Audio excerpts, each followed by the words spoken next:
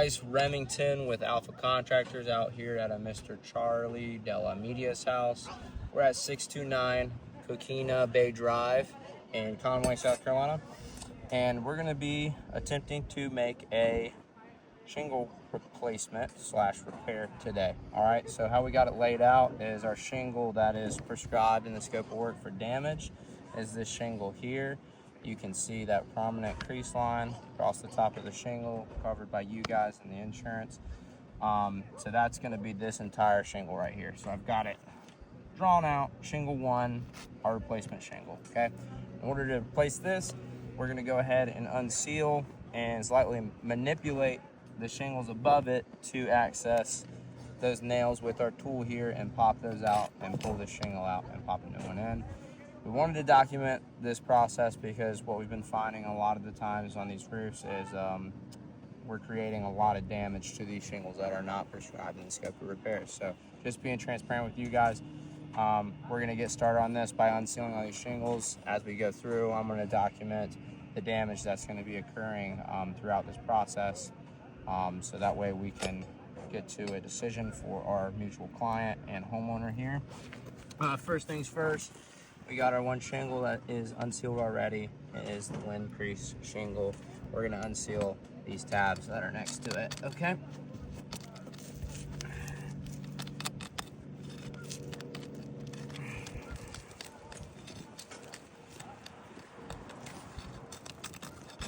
Right off the rip, it is pretty difficult.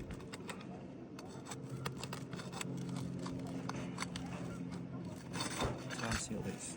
So we got one here.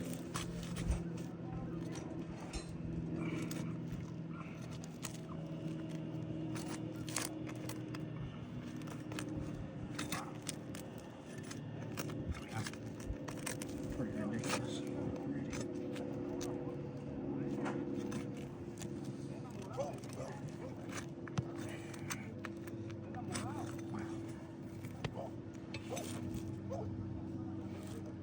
Okay, so very apparent of what's already, oh my gosh, that's just terrible. Let me see that camera, please, sir. Thank you, Dustin. All right, guys, just after literally uncreasing or unsealing rather the shingle that we're going to be removing, we're already running into some major issues here. So I'm going to lift this shingle up very carefully here.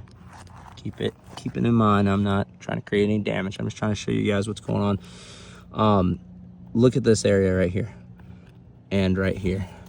This entire seal strip from where this shingle was sealed has completely transferred. This is called mat transfer right here, and what it's doing is it's pulling up like literally 90% of the shingles, granules, and that seal strip with it. And if you look on the bottom of the shingle here, not sure if you can see that, but there is all the granules stuck to the bottom of here.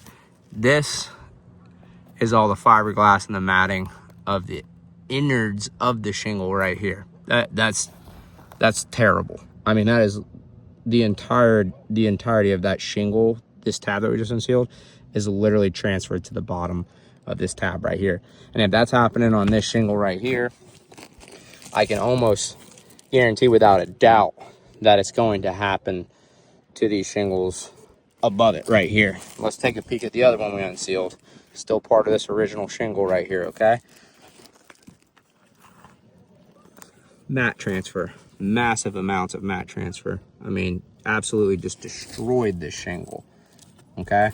Why this is important is because even if we go to take this shingle out now, the new shingle that we put back in isn't going to seal properly to these shingles below it because there's so much mat transfer. It's never going to get an even bonding surface. It's not going to seal right. In order to fix that, I mean, in reality, you have to replace these shingles. You can't just caulk right there.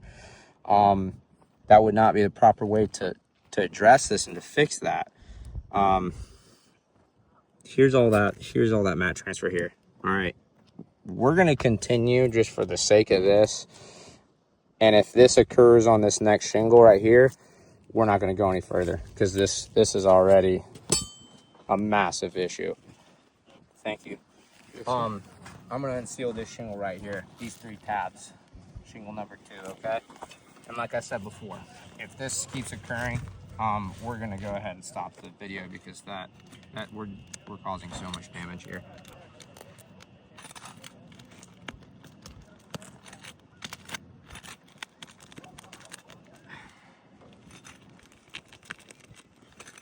And I can already tell you, just from the way this is coming up, that we are tearing this apart.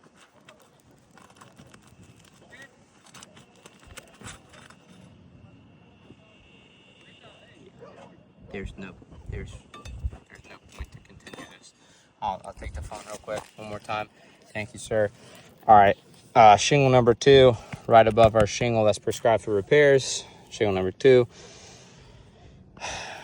We have the same transfer that we're having on the one below it, kind of like what we predicted was going to happen. It's pretty apparent that we are not going to be able to continue this repair in good faith of this homeowner. At this point, we're going to be doing 4 times the amount of damage we would if we were just to leave it like it is for now and send this video in to you guys and get an answer from y'all on what we're going to do to take care of this mutual homeowner. But in my professional opinion, this is absolutely ridiculous. It's a no-brainer. We shouldn't even be out here trying to attempt to make these repairs because of, 1, these issues that we're having here, and 2, like, I could already imagine trying to, you know, remove this after taking out these nails and installing a new one, manipulating these shingles, you know, to get those new nails back in. We're going to be creasing them. We're going to be tearing them. We have the mat transfer that we have to deal with. That's literally 90% of every tab that we're unsealing is nothing but fiberglass. And that's just going to domino affect its way up through this repair.